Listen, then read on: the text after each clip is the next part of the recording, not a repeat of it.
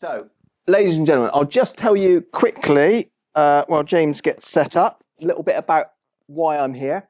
My name's Alex. My background is nothing to do with digital. My background is in social care. But I do love digital stuff and I love gaming. And as a 59-year-old guy, I wanted to bring those two perfect worlds of gaming, well, three perfect worlds, gaming, tea and cake together. And I thought I'd found the perfect way. Turns out it's actually quite hard work to run gaming sessions. But what I decided to do was during that period of COVID, which as David said, he personally brought over from America to England. I believe he is solely responsible for COVID. Certainly in this country anyway, apparently, what I heard. During that period, we kind of knew that there was going to be difficulty getting everyone back together. And a lot of the people that I work with, so I work with neurodiverse folk, so people with learning disabilities, autism. Neurodiverse means just anyone whose brain works in a way that is different to the majority of people's brains. And that can include things like dyslexia and all sorts of things. I wanted to bring those folk back together. Because a lot of them had a really hard time. Some folk had a really great time and loved the fact they weren't bumping into people and all of that. But a lot of people found it really hard. And I wanted to bring all those people that I work with. I spent a long time as a support worker and I knew that many people that I support love gaming. And I tended to use gaming as a way to kind of get to know people. So what I decided to do with consulting with a lot of people I support, I thought it'd be really great to set up basically like 3-hour gaming sessions, just to bring people together. My secret sauce was that I was never going to have enough consoles for everyone to play on. So people will have to sit next to each other and wait for their turn. And while they're sitting and waiting for their turn, they're talking and getting to know each other and all of that kind of malarkey. So I managed to get some funding. Lizzie very kindly came along in 2022 with Baz and came and opened our first Game Changer gaming session, which is held in Taunton Library. Taunton Library's got this amazing bit as you walk in. It's called the glass box because, surprisingly, it's made of glass. And it's great because you can be outside and see what's going on inside. So for many of the people I support, that's great because they want to see what they're getting into and stuff. So Lizzie came and opened it, and I think on the first day we had about 10, 12 people. We now are running 3 gaming sessions, so we run it in Taunton on a Monday, we run it in Yeovil on a Wednesday, and Bridgwater at the very wonderful engine rooms on a Thursday. And I'm really lucky because I am but one man. I could not do it without people like James. Now, we're just going to show you a very short, this is literally a 1.5-minute video. I'm hoping we'll have some sound by our good friends at the BBC. Tells you a little bit about Game Changer, much more concisely than I can explain.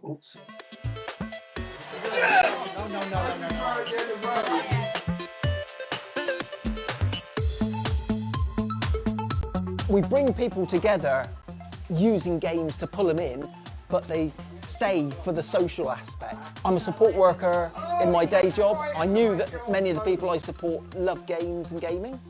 Bring them together, and it's been a huge success.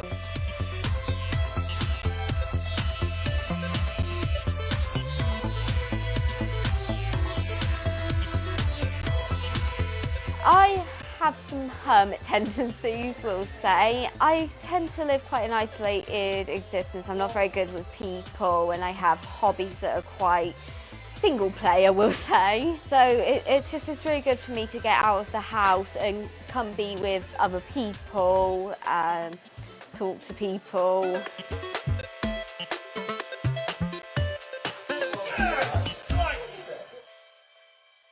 So that gentleman at the end is my friend Noah. Noah, when I first met him, his mum told me a bit about his gaming skills. I'm like, yeah, whatever. And Noah has this game, if any of you remember the Nintendo Wii, there was a game on it called Punch Out, and he loves that game. And he said, oh yeah, I can do it blindfolded. I'm like, yeah, of course you can. And he said, no, I can. So being the trusting support worker around. I said, come on then, let's see it, let's see it. So he put a blindfold on, and I stood in front of him, and he completed the entire game on sound. And there's parts of the game where it's purely sort of guesswork, and yet he was getting it right every time. And I'm like, Noah, how do you do that? And he goes, oh, I don't know. I just know which one. So I am fascinated by the way kind of the human brain can adapt to those things. And we get to see this shit every day at Game Changer. And I'm very, very lucky because, yes, I have wonderful volunteers who, like James, who comes along and helps. I have other volunteers, and each of them brings something different. So all the people I work with kind of are neurodiverse, and they all have what I always describe autism and neurodiversity, especially, well, sort of autism as, I say, well, if I think of my level of knowledge, it's kind of like a 40-watt angle poised lamp. So it covers quite a wide area, but it's pretty dim. All right. So, I can tell you, as Becky would tell you, I can tell you random facts about 80s pop music, or stuff about sharks and Nazis and all that kind of stuff that we watch on YouTube. But yeah, not in any great detail. Whereas people like my friend Noah could tell you when that game was launched, who launched it, who designed the game, the voice actor he can then draw the voice actor as a character on the Nintendo Wii. You can design your own character. He will then draw the voice actor character. It just, and it blows my mind. And I say, I get to work with those folk every day. So why am I here babbling on? Right. We run these sessions 3 times a week. As I say, first session, we had about 10 people. Now, this year so far, we have had 5,000 visits to our sessions, averaging around about 30, 40 people a session. As I say, we have like about maybe 8, 9 consoles, something like that, isn't it, James? There's no way we're going to get everyone on. It's really interesting. If you come to one of our sessions, you'll notice there's people sat around playing games and that, but there was also half the people there just sat talking and drinking cups of tea and trying to get bits of cake off people. And that's kind of how I spend a lot of my time. But the way we fund that, I refuse to charge people. For me, I don't want to put any more barriers up for people to use our sessions. That's great. All very, well done, Alex. Yeah, brilliant. But how do you fund it all? I've got really good at writing bid applications. I am really good at it now. And we've set up CIC to kind of harvest the power of my bid writing. But it does mean I spend a lot of time doing that, and we are always looking for the next bid. I was talking earlier about if you're in the games industry, you may have heard about this game called Concord, which Sony recently launched. I think they put something like 40 million to develop this game. At one point, they had 600 people playing it online. Woo! That when you spent 40 million, 600 people, not a lot. We've had 5,000 people this year. Just saying. I can't help but feel if we had like that much of Sony's 40 million, we might be able to last a bit longer than 2 weeks, which is how long Concord lasted before Sony pulled it completely. So what can you do? Right. This is the bit I like. So what you can do is listen to me and not fall asleep. James, could we flick through a couple of the slides? Because I want to show you the pack. This is my mate, Nick. Nick is one of our tech assistants. And this is quite a normal pose for him because he quite often wins at Mario Kart. So yeah, he's quite often like that. And you've got Ed as well. Ed as well is another of our wonderful volunteers. I'm not talking about him though because he's currently in the Caribbean on a cruise. Okay. Thank you. Next slide. Right, yeah. Right. Oh, yes. Now, this is my mate Sarah, who, when she comes to Game Changer, she usually brings cake with her, which is always good. And I'll say, Sarah, can I have some cake? And she'll go, no, because you're too tubby. And she'll do that on my stomach. Possibly the cheekiest person I've ever met in my life.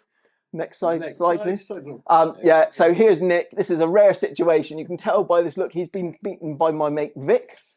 This is the sign of yes. And he's like, just happened.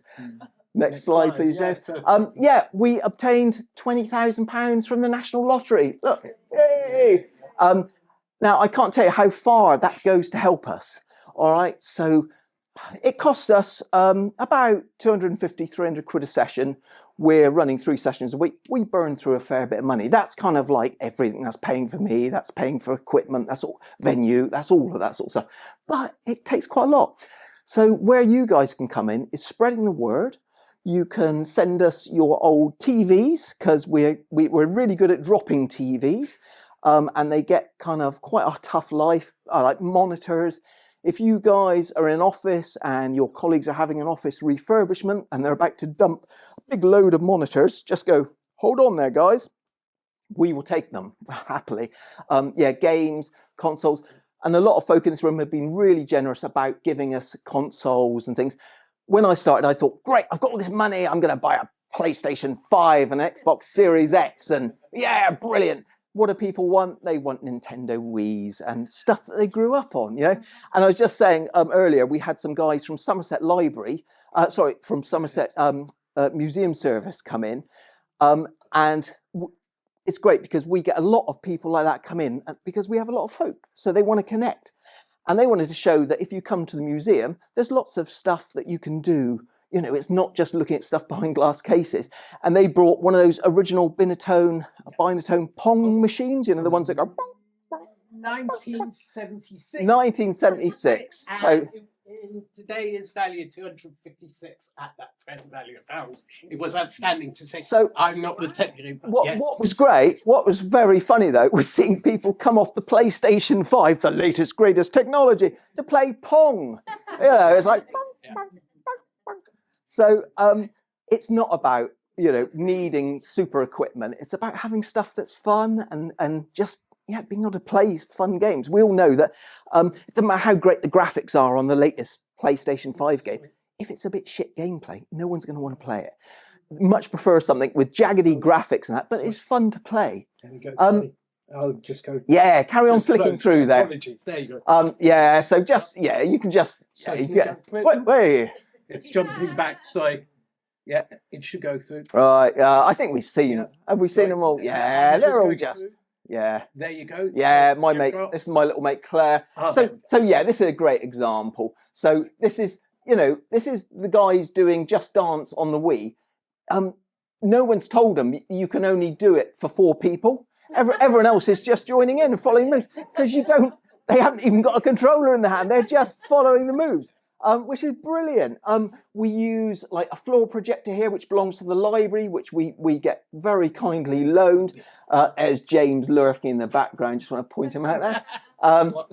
You know, so this is a perfect example of why we don't need games. Just bring folk together. So if you've got anything like that, if you want to help us, just talk about us, spread our word. People like our friend Nick here has been instrumental in kind of spreading the word, as have Lizzie and Barry. Yeah, keep on doing what you're doing, guys. Our goal is we would love to set up, and we believe we can roll this out nationally. And the reason why you'd want to roll out nationally, if you're a care organisation or you support people with autism and learning disability, you could say, oh, we could go and get a couple of games and set it up. You could do, and that's absolutely fine. But we've done all the hard work. We've got all the branding. We know what works, what doesn't. And we can help you on that journey. And we believe we could roll that out across the country. And other organisations could just come along to us and we'll say, here you go. Here's kind of like Game Changer in a box. This is all you need to do. That's our next move. I love it. I love Mike's T-shirt here. All I need in life, yeah. Sleep, food, Wi-Fi. It's kind of, it's like the Maslow triangle thing. But thank you very much. I'm not going to rabbit on anymore. James, would you just like to say a little bit about why you come to Game Changer and what you enjoy? Certainly. It was a wonderful experience. Obviously, I struggled. And getting back confidence building. Some of you may have remembered me from the original digital. I was there originally and had been involved. And I'm not a console player. I am tech. I was banned from consoles, and it was a serious disaster when I realised it was the ability to meet people, to help people. I myself on the spectrum. It's enabled me.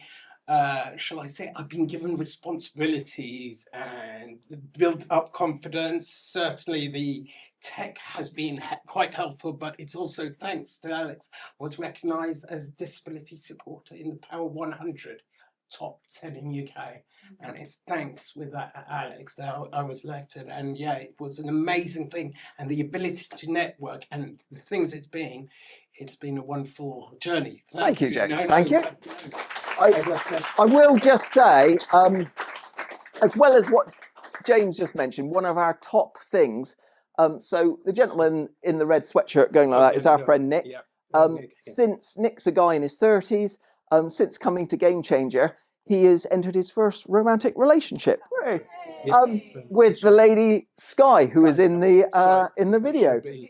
So they're now an item, and that's why we do it. That's why we do this shit, because we want to bring people together, whether it's through games development, whether it's through kind of esports, whatever. We all do it. It's all about bringing people together. And yeah, so thank you very much for listening to me. I will hand you over to someone far more qualified to entertain you. Thank you very much, guys.